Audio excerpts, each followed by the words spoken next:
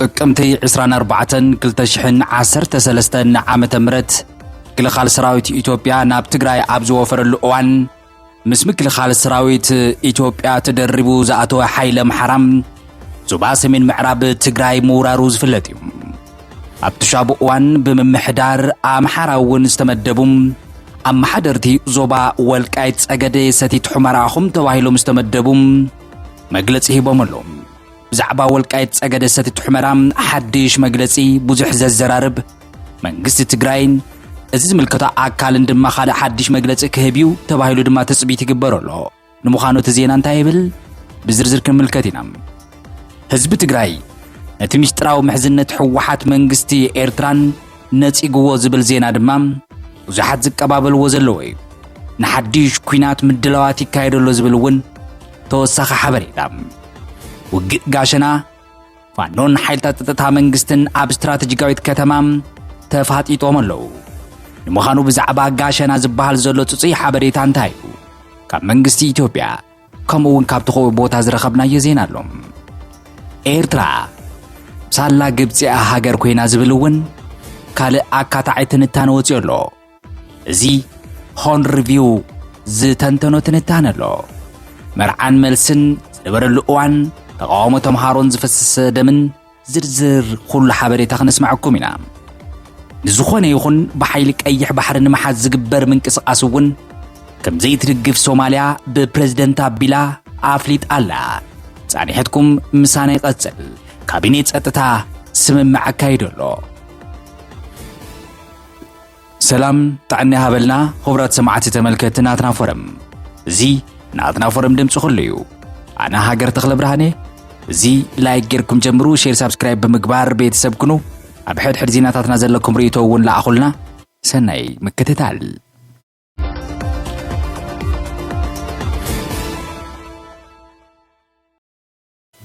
ብምምሕዳር ኣምሓራ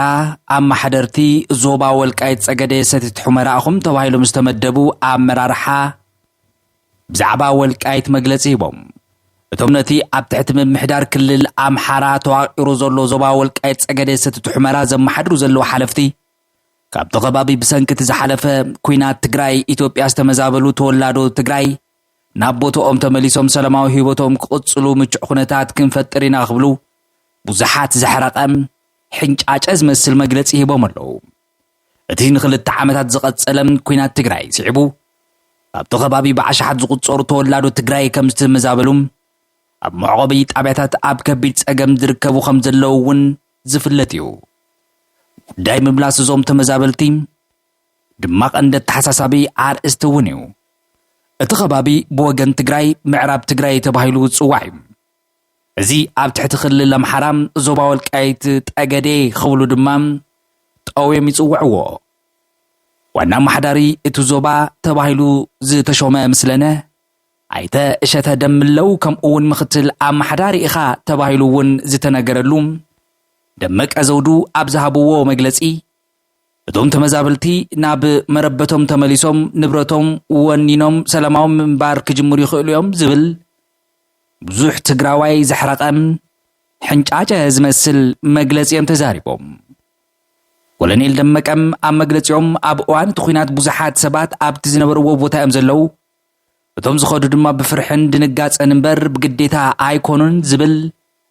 ፍጹም ንምስማዕ ዝኸብድ ክሕደት እውን የመስሚዖም። ደመቀ ዘውዱም ብተንቀሳቐሲ ምስሊ ከይተረፈም ተጋሩ ትበሃሉ እንዳበሉ ቃል ብቓል ሹም እንዳጸውዑም ምጽናት ዘርኢ ኣብ ልዕሊ ህዝቢ ትግራይ ነባሪ ዞባ ምዕራብ ትግራይ ከም ዘይፈጸሙም ዝኸዱ ውሑዳት እዮም። እቲ ኩሉ ትግራዋይ ግን ኣብ መረበቲ እዩ ዘሎ ኢሎም ምዝራቦም ስቕታ መንግስቲ ትግራይ እውን ድማ ተወሲኽዎም ካልእ ሕቶ ልዒሉ ኣሎ። ደመቀም ኣብ መግለጺኡ ኣብ እዋን ኩናት ብዙሓት ሰባት ኣብ ዝነበርዎ ቦታ እዮም ዘለዉ ዝብል ዘረባ እውን ካልእ መካትዒ። ሕወሓትን መንግስቲ ትግራይ እውን ብወገኖም እቲ ቅድሚ ኩናት ዝነበረ ምምሕዳር ትግራይ ናብ ቦትኡ እንተዘይተመሊሱም ተመዛበልቲ ክምለሱ ኣይኽእሉን ዝብል ጽኑዕ መርገጺ ሒዞም ኣለዉ። በዚ ድማ ሕወሓት ነቶም ተመዛበልቲ ንፖለቲካዊ ረብሓ ይጥቀመሎም ኣሎ ዝብል ክስ ድማ ብኻልእ ወገን እውን ይቐርበሉ። እዞም ሓለፍቲ ኣብ መግለጺኦም ህዝቢ ኣምሓራን ህዝቢ ትግራይን ንዘመናት በሓባር ዝነበሩ ህዝብታት ምዃኖም ይጠቕሱሞም እቶም ዝተመዛበሉ ዘይተመለሱ ወገናት ቁሩብዮም ንሳቶም ድማ ኸመፂኦም እምበርቲ ኣብዝሓ ነባር ምዕራብ ትግራይ ኣቦትኡ ብሰላም እዩ ዘሎ ዝብል መግለጺ ብዙሓት ንባዕሉ ነቲ ክልል ኣምሓራ ከይተረፈ እውን ዘገረመ መግለጺ ተሰሚዖም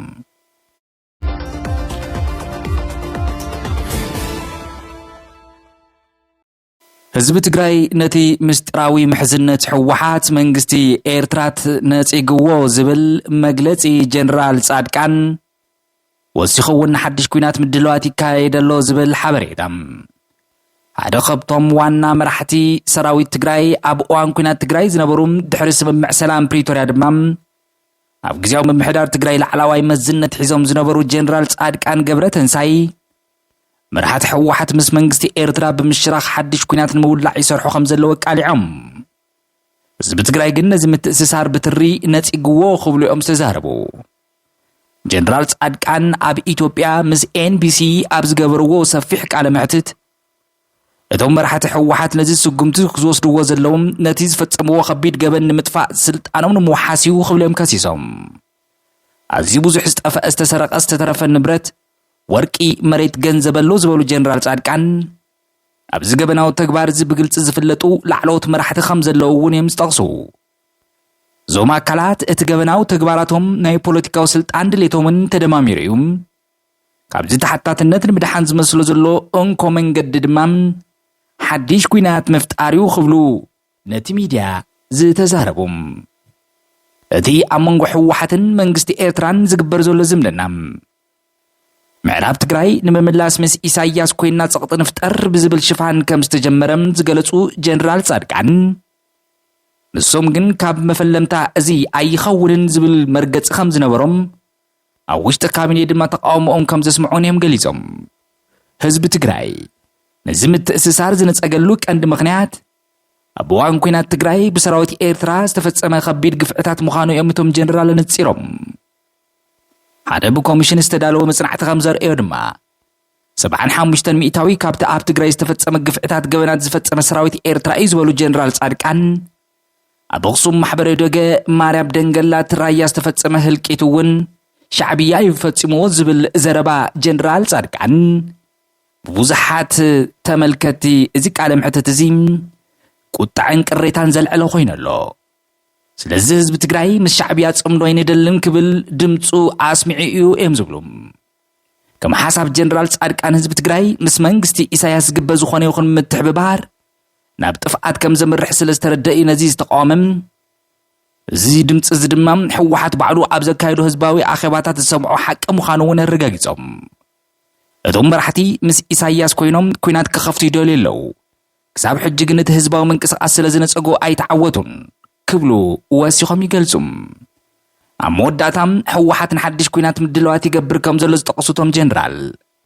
ካብ ንወስ ወከፍ ቀበሌ 16 መንእስያት ንውትድርና ክዋፈሩ ትእዛዝ ከም ዝተመሓላለፈም ብሱዳንን ኤርትራን ኣቢሉ ብረት ይመዓራረ ከም ዘሎም ኣጽዋራት ይኣትዉ ከም ዘለውን እዚ ድማ ህዝቢ ዝፈልጦ ናይ ጥፍኣት መንገዲ ምዃኑ ተዛሪቦም ጀነራል ጻድቃን ወሲኾም እውን ኣብ እዋን ኩናት ትግራይ ላዕለዋይ ወታደራዊ መራሒ ምንባሮም ዝንገር ጀነራል ጻድቃን ድሕሪ ስምምዕ ሰላም ድማ ኣብ ግዜያዊ ምምሕዳር ትግራይ ኮይኖም ከም ዝሰርሑም ጸኒሖም ግን ብሰንኪ ዝተፈጠረ ዘይምስምዕማዕ ካብ ትግራይ ወፂኦም ናይ ባዕሎም ውዳበ ዝፈጠሩ ላዕለዋይ ኣዛዚ ሰራዊት ትግራይ ዝነበሩ እዮም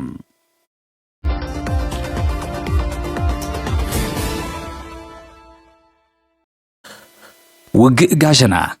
ፋኖን ሓይልታት ጸጥታ መንግስትን ኣብ ስትራቴጂካዊ ከተማ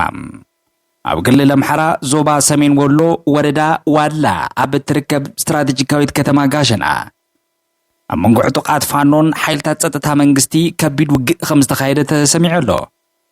ድሕሪ እቲ ውግእ ክልቲኦም ወገናት ዝተፈላለዩ መግለጽታት እውን ክሳብ ሕዚ ይህቡ ኣለዉ ከተማ ጋሸና ጂኦግራፋዊ ኣቀማምጣ ሓያል ስትራቴጂካዊት ኣገዳስነት ዘለዋን ናይ 6 በርታት መራኸቢት መስመር እውን እያ ዛና ኣስታት 22,000 ነበርቲ እትሕዝ ከተማ ንዞባታት ደቡብ ጎንደር ብምዕራብ ንከተማ ወልድያ ብምብራቕ እንተራኸቢት ከተማ ላሊበላ ብሰሜን ከምውን ወረዳ ወገልጤና ደላንታ ብደቡብ ተዋስን ካብ ዝሓሊፉ ናብ ኮረም ሰቆጣ ደሴን ካልኦት ከባቢታት ዝወስዱ ቀንዲ መንገድታት ዝራኸብሉ ማእከል እውን እያ ፍሉይ ድማ ነቲ ካብ ኣዲስ ኣበባ ናብ ትግራይ ዝወስድ ቀንዲ ጽርግያ ሓዊሱም ወተሃደራውን ቁጠባዊ ምንቅስቓሳት ዝካየደሉ መስመር ብምዃን እዛ ከተማ እዚኣ ምቁፅጻር ማለት ዓብዪ ትርጉም ከም ዘለዎ እዩ ዝንገር ሓበሬታታት ከም ዝሕብርዎም ዕጡቓት ፋኖም ኣብ ቀረባ እትርከብ ከተማ ኮን ከም ዝተቆጻጸሩም ኣብ ከባቢ በቅሎ ማነቅያን ካልኦት ከባቢታት ጋሸና ውግእ ይቕጽል ከም ዘሎን እዩ ዝንገር ኣብ ወረዳ ኣንበሰል እውን ተመሳሳሊ ጎንፅታት ከም ዝተረኣየ ተፈሊጡ ቤት ጽሕፈት ብልጽግና ዞባ ሰሜን ወሎ ኣብ ዝሃቦ ወግዓዊ መግለጺ እቲ ዝንዛሕ ዘሎ ሓበሬታ ትምኒት ጥራዩ ክብል ሓሶት ኢለሎ እቶም ዝምነይዋ ዘለው ጋሸና ናይ ሰማይ ላሕሚ ኮይናቶ መላ ብምባል እቲ ፈተነ ምቁፅጻር ከም ዝፈሸለ እቲ ዝመጽእ ሓይሊ ድማ ሞትን ቁስልን ተሸኪሙ ከም ዝተመለሰን ይገሊጹ እቲ መግለጺ ወሲኹም ጋሸና ፍጹም ሰላም ኣላ ምንቅስቓስ ህዝቢ ብዘይ ጸገም ይቕጽል ኣሎ ትማሊ ሰላም ነይራ ለመውን ሰላም ያም ጽባሕውን ሰላም ክትኸውን ያኽብል እውን ኣረጋጊጹ ኣሎ እዚ ኣብ ክልል ኣምሓራ ዝካየድ ዘሎ ጎንፂ ፌደራላዊ መንግስቲ ኢትዮጵያ ኣብ ሚያዝያ 2015 ዓመተ ምህረት ንፍሉይ ሓይልታት ክልላት ንምፍራስ ብምውሃድ ውሳነ ካብ ዘሕለፈሉ እዋን ጀሚሩ ዝቕጽል ዘሎ ምዃኑ ዝዝከር እዩ ነቲ ውሳነ ዝተቃወሙ ዕጡቓት ፋኖም ምስ ሓይልታት ጸጥታ መንግስቲ ኣብ ጎንፂ ከም ዝኣተውን ዝፍለጥ እውን እዩ ከባቢታት ጋሸናን ኣምባሰልን ነቲ ካብ ኣዲስ ኣበባ ናብ ትግራይ ዝወስድ ቀንዲ መስመር ዝቆጻጸር ብምዃኑ ኣብዘን ከባቢታት ዘን ዝፍጠር ዝኾነ ይኹን ዘይምርግጋእ ከቢድ ቁጠባውን ወተሃደራውን ሳዕቤን ከም ዝህልዎ ይፍለጥ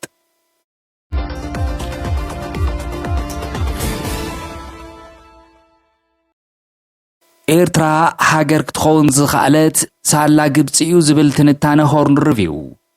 ሓደ ኣብ ጉዳያት ቀርኒ ኣፍሪቃ ዘድህብ መጽሔት ሆርን ሪቪው ዝተባህለ ነቲ ቅድሚ 30 ዓመታት ዝተኻየደ ህዝበ ውሳነ ኤርትራ ኣብ ሕቶ እትዩ ኣሎ እዚ መጽሔት እቲ ሪፈረንደም ፍሉይ ድማ በቲ ሽዑ እዋን ግብፃዊ ዝነበሩ ዋና ጸሓፊ ውድብ ሕብራት ሃገራት ቡትሮስ ጋሊ ንስትራቴጂካዊ ረብሓ ግብፂ ንምውሓስ ዝተኻየደ ስውር ውዲት ከይኸውን ከም ዝኽእል እውን ኣብ ዝቐረባ ሰፊሕ ትንታነ ኣስሚዑ ኣሎ ሆርን ሪቪው ቅድሚ ሕጂ እውን ኢትዮጵያ ንኤርትራ ዝሃበታ ኣፍልጦ ክትምልሶ ኣለዋ ክብል መካትዒ ሓሳብ ከም ዘቕረበ ዝዝከር እዩ ኣብዚ ሓዲስ ጽሑፉ ድማ ነቲ ናይ ኤርትራ ህዝበ ውሳነ ምስ ፖለቲካ ግብፂ ብምትእስሳር ሓዲሽ መዘራርቢ ኣጀንዳ ልዒሉ ኣሎ እቲ መጽሔት ኣብ ትንታነኡ ኤርትራ ህዝበ ውሳነ ኣብ ዘካየደትሉ እዋን ዋና ጸሓፊ ውድብ ሕብራት ሃገራት ኣብቲ ሻብ እዋን ዝነበሩ ቡትሮስ ጋሊ ቅድሚቲ መዝነት ንነዊሕ ዓመታት ኣብ መንግስቲ ግብፂ ኣብ ዝተፈላለዩ መዝነታት እዮም ነይሮም ንስትራቴጂካዊ ረብሓታት ግብፂ ድማ ኣብ ቀርኒ ኣፍሪቃ ምብራቕ ኣፍሪቃ ዘገልግሉ ዝነበሩ ዲፕሎማት ምዃኖም እውን ኣዘኻኺሩ ኣብቲ እዋን ሕወሓት ኣብ ኣዲስ ኣበባ ስልጣን መሓዙም ህግደፍ ንኤርትራ ምቁፅጻራ ከምኡ እውን እዞም ዲፕሎማት ዋና ጸሓፊ ውድብ ሕብራት ሃገራት ኮይኖም ምምራጾም ብሓደ እዋን ምግጥጣሞም እዞም ኩነታት እዚኣቶም ተደማሚሮም ንግብፂ ከም መርዓን መልስን ዝነበረሉ ፖለቲካዊ ኩነታት እዩ ተፈጢሩ ሆርን ሪቪው ወሲኹ ኣብቲ እዋን እቲ ተምሃሮ ዩኒቨርሲቲ ኣዲስ ኣበባ እቲ መስርሕ ህዝበ ውሳነ ግልጽነት ዝጎደሎ ረብሓ ኢትዮጵያ ዘየውሐሰ እዩ ብምባል ብርቱዕ ተቃውሞ ስሚዖም እዮም ነይሮም እቲ መጽሔት ከም ዝገለጾ ተዋጋእቲ ሕወሓት ኣብ ልዕሊ እቶም ተምሃሮ ተኽሲ ብምኽፋት ንገለ ካብቶም ቀቲሎሞም እዮም ክብል እውን ሆርን ሪቪው የንብብ ስለዚ እቲ ናይ ሽዑ ህዝበ ውሳነ ጉዳይ ኣፍልጦም ብዙሕ ዝተሓላለኸ ጉዳይ ዝነበሮ ምዃኑ ሆርን ሪቪው ይሟገትሞም ኤርትራ ሳላ ግብፂ ሃገር ክትኸውን ከም ዝኽኣለት እውን የርድእ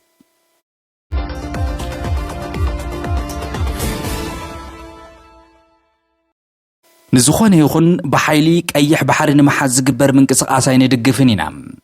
ሶማልያ ሓሰን ሼክ መሐመድ ፕሬዝደንት ሶማልያ ዶክተር ሓሰን ሼክ መሐመድ ሃገሮም ንዝኾነ ይኹን ብሓይሊ ናብ ቀይሕ ባሕሪ ንምእታው ዝግበር ፈተነ ከም ዘይትድግፍ ብትሪ ገሊጾም እቶም ፕሬዝደንት ምስ ስዑዳዊት መደብር ቴሌቪዥን አልዓረቢያ ኣብ ዘካየድዎ ሰፊሕ ቃለ መሕትት ኣብ ጉዳይ ህዳሴ ግድብ ዝምድና ምስ ግብፅን ኢትዮጵያን ከም እውን ኣብቲ ቀይሕ ባሕሪ ዝለዓል ዘሎ ውጥረት ንጹር መርገጽ ሃገሮም መንጸባሪቖም ጋዜጠኛ አልዓረቢያ ብዛዕባ መርገጽ ሶማልያ ኣብ ጉዳይ ህዳሴ ግድብ ኣብ ዝሓተተቶም ፕሬዝደንት ሓሰን ሼክ ከም ዝኽብልኦም ዝመለሱ ዓብይ ግድብ ህዳሴ ኢትዮጵያ ንኣስታት 10 ዓመታት ዝወሰደ ዓብይ ፕሮጀክት እዩ ዕላምኡ ድማ ሓይሊ ኤሌክትሪክ ምምንጫው እዩ እቲ ልዕሊ 5000 ሜጋዋት ዘምንጩ ሓይሊ ኤሌክትሪክ ንቁጠባ ኢትዮጵያ ወሳኒ ተራውን ኣለዎ ኢትዮጵያ ጥራሕ እውን ኣይኮነን ንመላእ እቲ ዞባ እውን ዝጠቅም እዩ ኢትዮጵያ ሕጂ እውን ንኬንያ ሱዳን ጅቡቲ ሓይሊ ኤሌክትሪክ ተቕርበላ ዋላ እኳ ክሳብ ሕጂ ንሶማልያ ምቕራብ እንተዘይጀመረት ሓይሊ ኤሌክትሪክ ንዝኾነ ይኹን ዓይነት ልምዓት ኣዝዩ ኣገዳሲ እዩ ብዙሓት ሕቶታት ኣብ ከባቢኡ እንተሃለዉ እውን ህዳሴ ግድብ ንመንግስቲ ኢትዮጵያ ሓደ ዓብይ ዓወት ዝተመዝገበሉ ፕሮጀክት እዩ ኢሉ ኣሎ ዛዕባ እቲ ኣብ መንጎ ኢትዮጵያ ግብፂ ዘሎ ፍልሊ ሶማልያ ከመይ ጌራ ሚዛና ትሕሉ ኣብ ዝብል ሕቶም እቶም ፕሬዚደንት ንሕና ከም ሶማልያ መጠን ኢትዮጵያ ጎረቤት ሃገርና ኣስታት 2000 ኪሎ ሜትር ዝንውሓቱ ዶቢና ንማቐል ከምኡውን ኣብ ክልቲአን ሃገራት ሶማልያውያን ይነብሩ ኣለዉ ኢትዮጵያን ግብፅን ድማ ኣባላት ሕብረት ኣፍሪቃን እየን ስለዚ ምስ ኢትዮጵያ ዘለና ምሕዝነት እቲ ምስ ግብፂ ዘለና ስትራቴጂካዊ ምሕዝነት ኣይትንክፎን እዩ ሶማልያ ሓንቲ መሪሕ ቃል ኣለታ ምሳ ድማ ሶማልያ ምስ ገዛእ ርእሳ ሰላም ክትፈጥር ምስ ዝተረፈ ዓለም ድማ ብሰላም ክትነብር እትብል እያ ዝብል መልሲ ይሂቦም ጋዜጠኛ አልዓረቢያ ብዛዕባ እቶም ኣብ ቀረባ መዓልትታት ናብ ሞቃዲሾ ዝኣተው ወታደራት መኮንናት ግብፂ ኣብ ዝሓተተሉም ፕሬዚደንት ሓሰን ሸኽ እቲ ምብፃሕ ግብፂ ኣብ ትሕቲ ፅላል ሰላም ሓለውቲ ሕብረት ኣፍሪቃ ወፍሮም ምስ ዝሓሰበት ወታደራት ዝተኣሳሰር ምዃኖም ገሊፆም ግብፅን ሶማልያን ንዘመናት ምጽናሕ ዝምድና ኣለወን ሶማልያ ነፃ ከይወፀት እውን ኣብ እዋን ጀማል ዓብደልናስር ኣብ ልዕሊ ቦይ ስዊዝ መጥቃዕቲ ክፍፀም ከሎም ሶማልያውያን ኣብ ጎኒ ግብፂ ተሰሊፎም እዮም ሕጂ ግብፂ ንመጀመርታ ግዜ ሰላም ሓለውቲ ወታደራት ክተወፍር እያ እቶም መኮንናት ድማ ወታደራዊ ኣብ ዘስፍሩሉ ቦታ እውን ገምጋም ኣካይዶም እዮም ቀዳሞት ወታደራት ግብፂ ድማ ብቀረባ ክመፅኦም ዝብል ትፅቢት ኣለና ዝብል ተወሳኺ መልሲ እዮም ዝሃቦም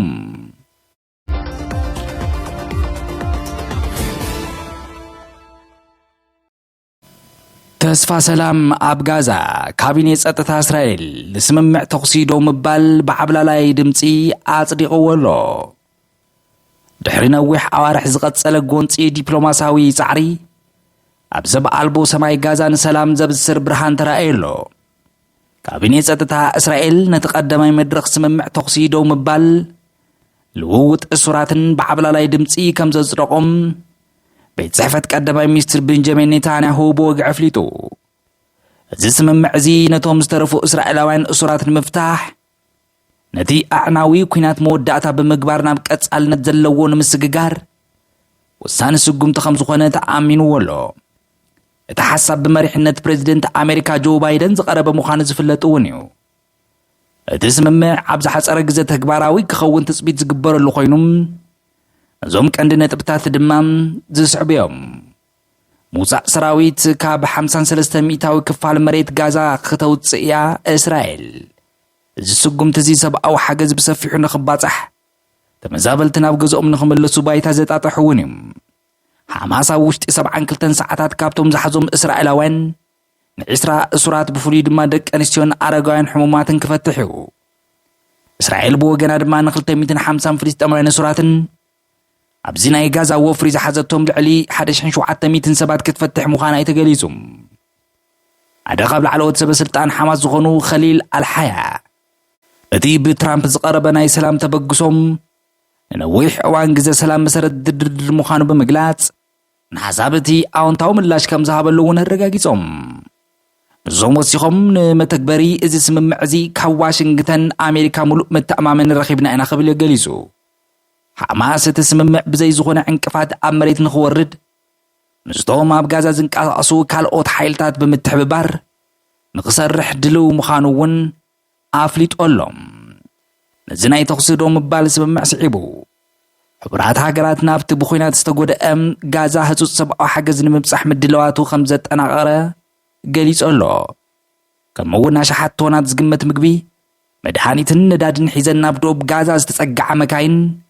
እቲ ስምምዕ ተግባራዊ ምስኾነ ብቕልጡፍ ናብ ውሽጢ ከኣትዋ ምዃነን እውን ተፈሊጡ ኣሎ እዚ ስምምዕ እዚ ኣብቲ ልዕሊ ን7 ኣዋርሕ ንዓሽሓት ህይወት ቀዚፉ ንብረትን መነባብሮን ዘዕነወ ጎንፂ መወዳእታ ክግበረሉ ተስፋ ተነቢርዎም መላእ ዓለም ድማ ንተግባራውነቱ ብዓይኒ ጥንቃቐ ትከታተሎ ኣላ ባርከስ ክቡራት ሰማዕቲ ተመልከትና ትናፈረም ሎሚ ዝሓዝናዮም እዋናዊ ዝርዝር ዜናታትና ዞም ሰማዕኹም መስኒሮም ኣብ ቀጻሊ ካልእ ሓዲስ ዜና ሒዝና ክንመጽእ ኢና ክሳብ ቻቡም ሰላም